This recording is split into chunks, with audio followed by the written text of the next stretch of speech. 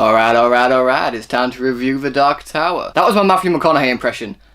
I'm sorry you had to witness that. Wow, this look really doesn't suit me, does it? Oh well, it's on now. I'm committing to it because I'm too lazy to get changed. Now, on with the review.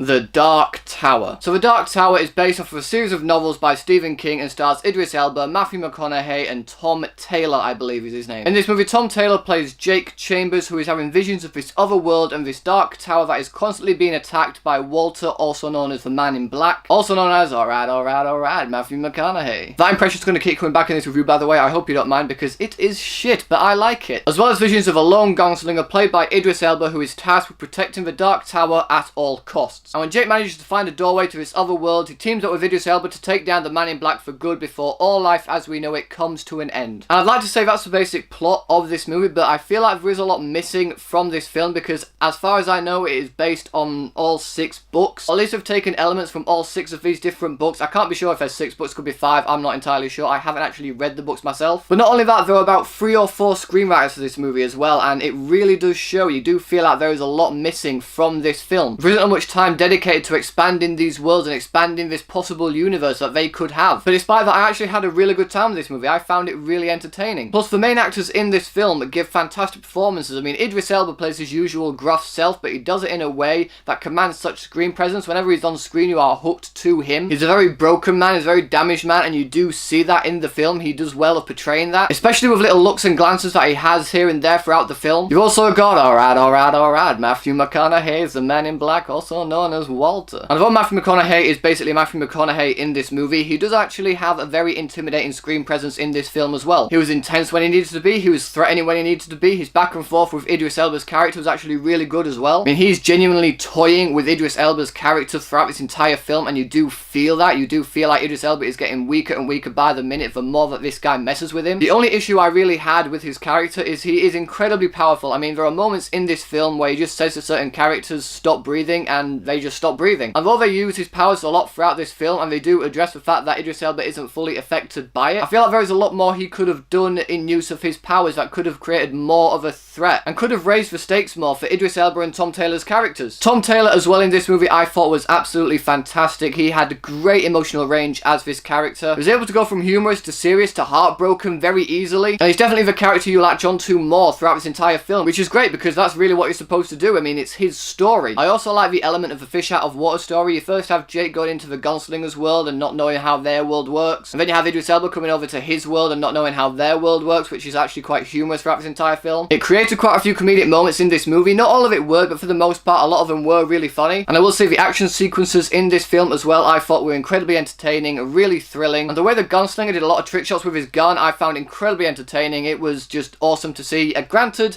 you saw a lot of it in the trailer, but there are some other moments that you haven't seen in the trailer which are really cool as well. But most of the cool shit you have seen in the trailer, so if you haven't seen the trailer, I do recommend avoiding it and just going straight into this film. Another issue I have with this film though is the CGI isn't always great. There are moments where it works pretty well, but there are also moments where you can really tell it's CGI, to the point where it's so noticeable that it knocks you back out of the movie experience, which is a shame because I was invested in the story that was unfolding on screen. But when stuff like that happens and it knocks me out, you start to lose interest a little bit because you notice it too much. As I said, I do feel like there is a lot missing from this movie. I feel like this movie really did rush what it was trying to do. I mean, the movie is an hour and a half, and I really feel like it could have done with being about 2 hours long. I mean, I can say it kind of left me wanting more, but it wasn't so much in that sense. It was more, where is this part to help us move to this part? There's something missing here that really should lead on to here. Or there's a big chunk of character development missing here that could have made for a more emotional impact in a certain point of this film. Other than that though guys, I actually had a really good time with this movie. I found it really entertaining. I do feel like some critics are being really harsh with this film. I mean, granted, I haven't read the books, but I do feel like if you have,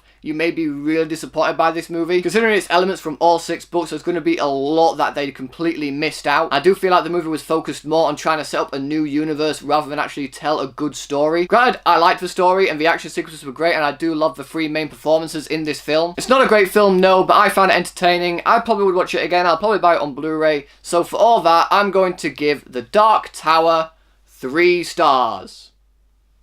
So, The Dark Tower, have you guys seen it yet? What did you think about it? Whatever you thought, let me know in the comment section below. Thanks to those for watching, guys. If you like this video, please give it a thumbs up. share it with your friends, and if you want to see more videos just like this one, then subscribe to my channel for more. Thanks again for watching, you guys are awesome, and I will see you all in the next video.